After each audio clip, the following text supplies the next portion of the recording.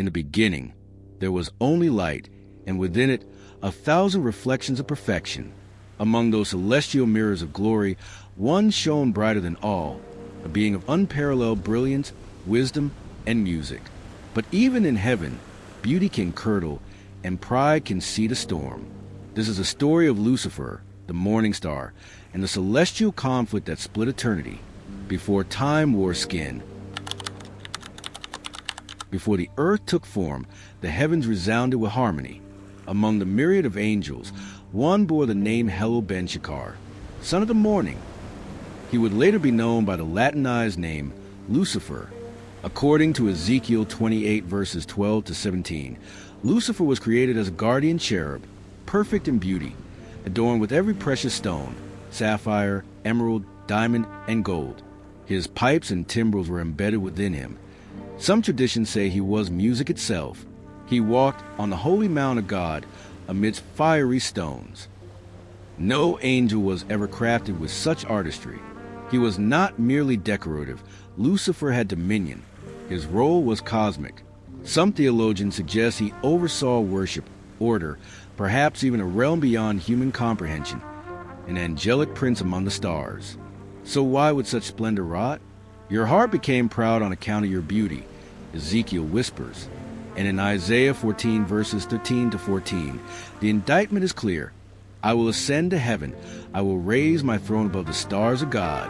I will make myself like the Most High. Lucifer, once a servant of divine, will birth a new will, his own. The Book of Enoch, a Jewish apocryphal text, expands the celestial drama. Though primarily about the Watchers, it alludes to other divine rebellions.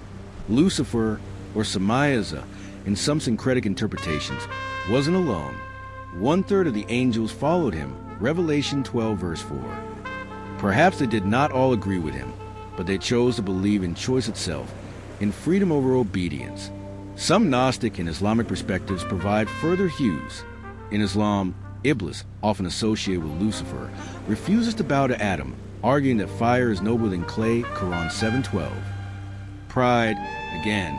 But unlike Christian interpretations, Iblis is seen as cast out not merely for rebellion but for nonconformity.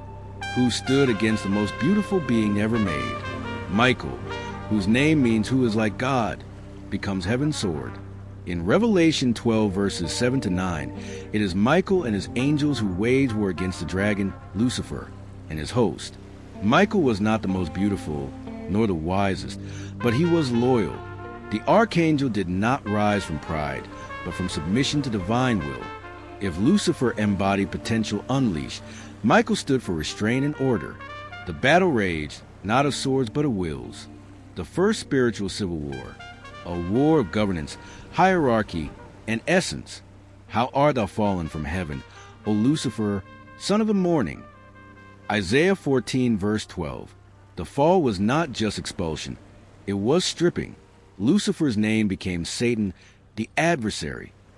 He was not merely cast down to earth, he was hurled like lightning, Luke 10 verse 18.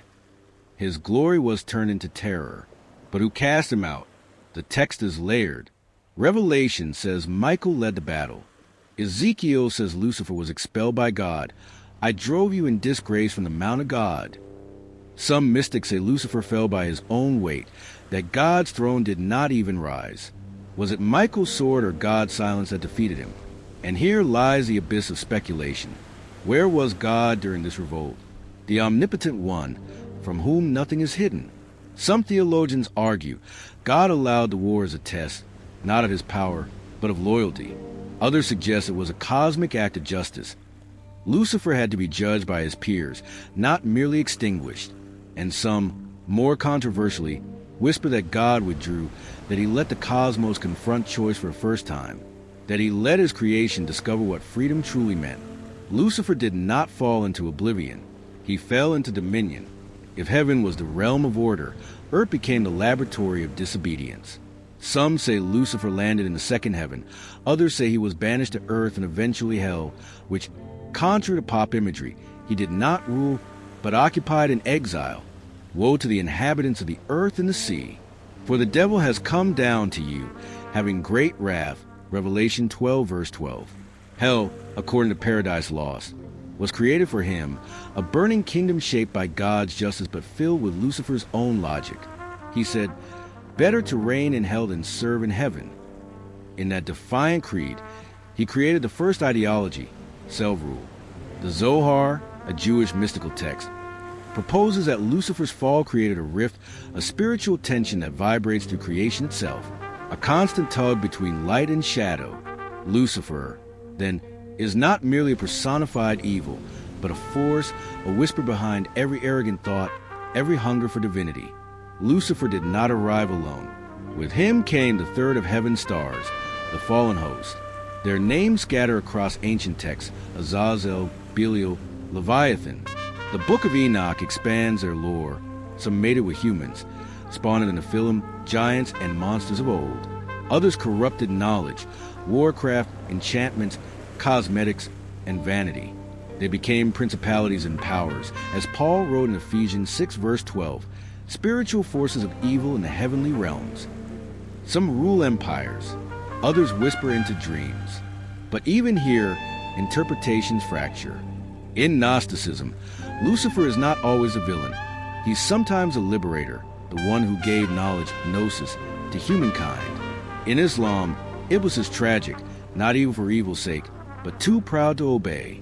In Yazidism, a misunderstood version of Lucifer, Tawuz Melik, is even revered as a reconciled being who was forgiven by God. Thus, the story of Lucifer is never just about rebellion. It's about interpretation, about how each tradition sees a tension between pride, obedience, and divine will. Some scholars and mystics argue that the war in heaven was never a war in the human sense. No blood, no iron. It was a metaphysical separation, a rupture in the divine fabric. Heaven's light cleaved into those who stayed and those who strayed. Others take a more political lens. Was Lucifer protesting a celestial hierarchy? Did he rise not out of pure pride, but out of a disagreement over God's plan, particularly the creation of man? Shall clay rule over fire? A thought echoed in both Jewish and Islamic traditions. Did Lucifer see humanity as flawed? Did he rebel because he couldn't accept that love, not logic, would govern creation? If so, he becomes not just a villain, but the first critic of divine justice. This question haunts every theologian and poet alike. Where was God when Michael clashed with Lucifer? Was he seated on the throne, unmoved, the unshaken one? Was he absent in design, allowing his creation to judge itself? Or, as some mystics believe, was he present in both sides, letting free will burn its own path into history? What if God allowed Lucifer to fall not out of wrath but of sorrow? That the rebellion was part of a story not of damnation, but of redemption yet to come? The Bible never says God wielded a sword. It says he cast Lucifer out, but whether by decree, silence, or sorrow remains unknown. Perhaps heaven's war was a divine lesson, that even in the house of light, choice exists, and where there is choice, so too the risk of darkness. With Lucifer cast down and the loyal angels regrouped behind Michael, the heavens were purged, but not healed. The wound left by rebellion did not close. Instead, it dripped into creation. Earth became the staging ground of greater drama.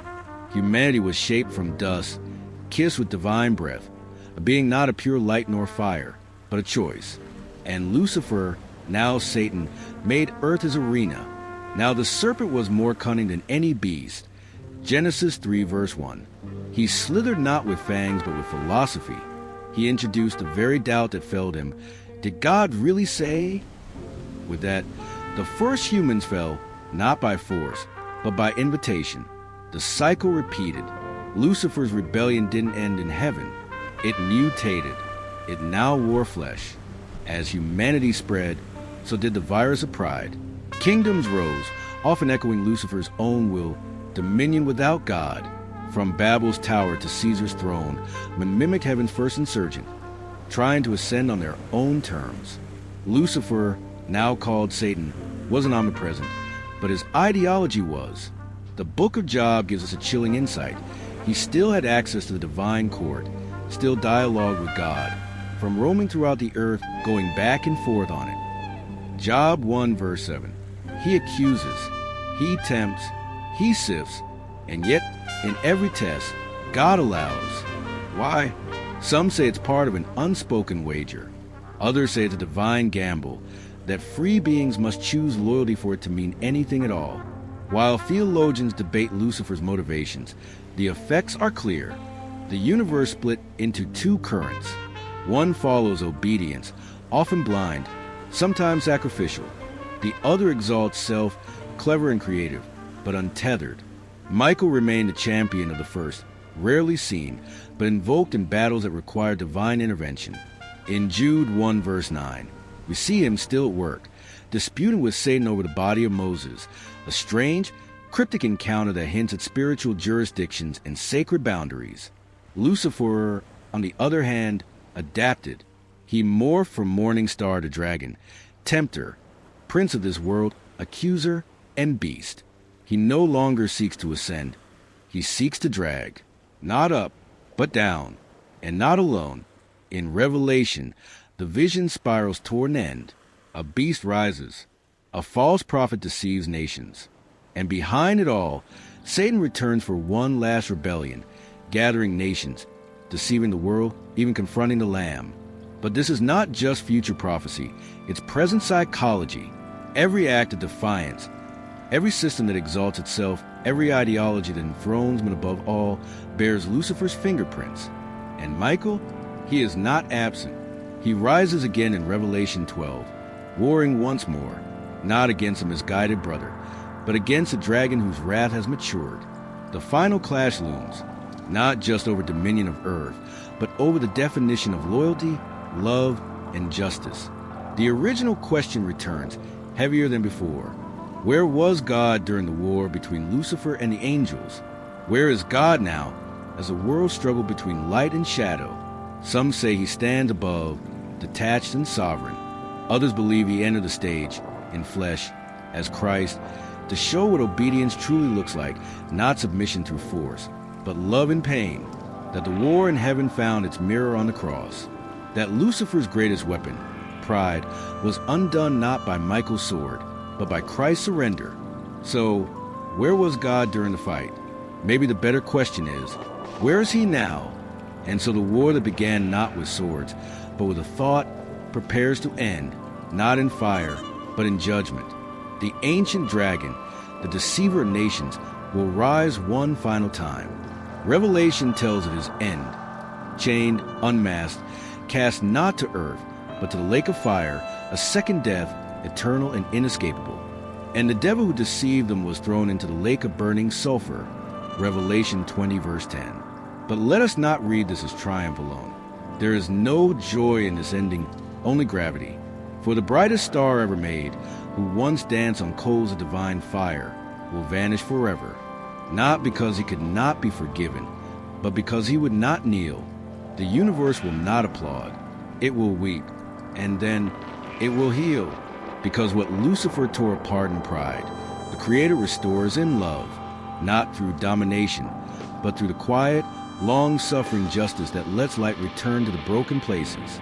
And as the heavens are cleansed and earth remade, the throne will stand unshaken, unchanged, and we will know the answer to the question that haunted even angels.